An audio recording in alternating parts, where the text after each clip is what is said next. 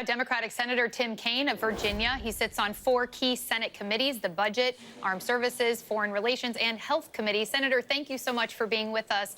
I want to remind folks what the president just threatened days after this federal shutdown began about layoffs. Let's hear from him, and I'll get your comments on the other side. Okay, so the president, we don't have the sound, but essentially the president is threatening deeper cuts, threatening to make some of these furloughs permanent. You've said Republicans are scared to do anything without the president's blessing, but it appears that his blessing is for this to continue, for the cuts to continue. He doesn't want this to stop. So is there a point at which your party feels pressure to come to the table to stop the bleeding? Erielle, the president's going about it the wrong way. He's stiffening our spine. Here would be the way he should pressure us. When government reopens, there will be no more firing. There will be no more cancellation of economic development projects. There will be no more clawback of public health monies to Virginia. He started punishing the federal workforce and punishing my Commonwealth and hurting economic development projects his first day in office. He said that there's going to be more pain. It's not an empty threat. We believe him, but he's going to do it anyway. If he wanted to pressure folks to find a path forward, he would say all of that will stop, and we will instead find a solution on this health care debacle that they created with the reconciliation bill. So he is applying pressure that is stiffening the spines of Democrats. And I live in the state with the second most federal workers, next after California. Per capita, we have the most. I've been traveling around every weekend. The Senate is in session while the House has been home for 4 weeks now. But on weekends, I travel around Virginia, and my workers are telling me over and over again, the bullying has got to stop, and to stop it, you have to stand up to the bully.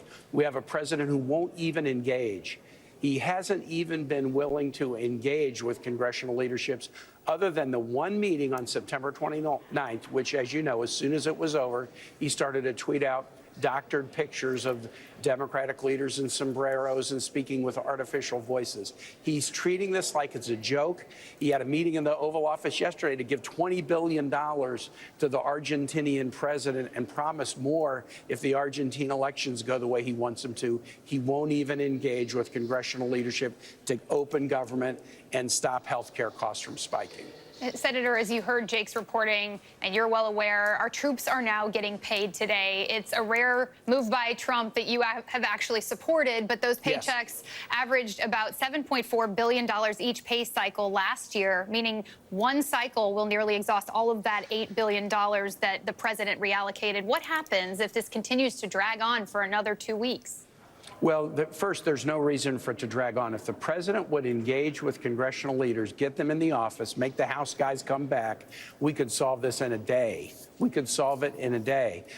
There are additional monies that were put to the Pentagon in the reconciliation bill that were not designated that could be used for military pay. And yes, I do support the president doing this because Speaker Johnson said, I won't bring the House back to pass a military pay bill. He refuses to bring him back to pass a military pay bill, probably because he's afraid of the Epstein files vote that's going to happen when they come back. So I'm glad the president found undesignated money within the defense budget that he could use for this purpose. I think there is more there in the reconciliation funds that were voted on in late June.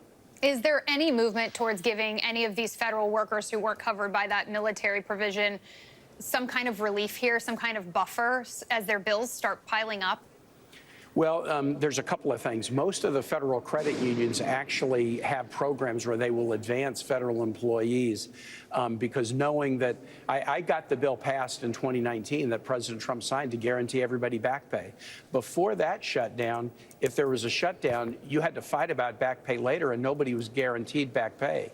Now that people are guaranteed back pay, the federal employee credit unions tend to offer to their members or those who do business with them, we will advance to you because we know you're going to get paid when the government opens. Again, we could open this government and get the funding done in 36 hours if the president would just engage rather than spending time with the Argentine president and cutting a deal with the Qataris about an Air Force base in Montana. America first, folks. Let's get government open and bring people's health care costs down. So let's take us overseas for a moment. Let's move to the Caribbean. You've made headlines saying that there is a significant likelihood at least one Venezuelan boat was bombed by mistake. What evidence, sir, are you looking at there? And has the Armed Services Committee been given any indication how the White House is picking these boats in these strikes? Here's what we know that I can tell you, because I can't tell you what I know from classified settings. It is public knowledge that when the Coast Guard interdicts ships suspected of drug running, 1 in 4 times there aren't drugs on the ships. So we have a track record of we interdict, but we're not always right. That is public record. We also had a hearing where I asked for facts to suggest that there were narcotics on all the boats that have been bombed thus far. I did not get answers that satisfied me on that question. And then the final thing that it should trouble everyone, the president has said, and his team has said, that he has created a secret list of organizations and affiliates. We have no idea how many. And he can make the decision about whether, when, and where to bomb them. He has not released that list to Congress, much less to the American public.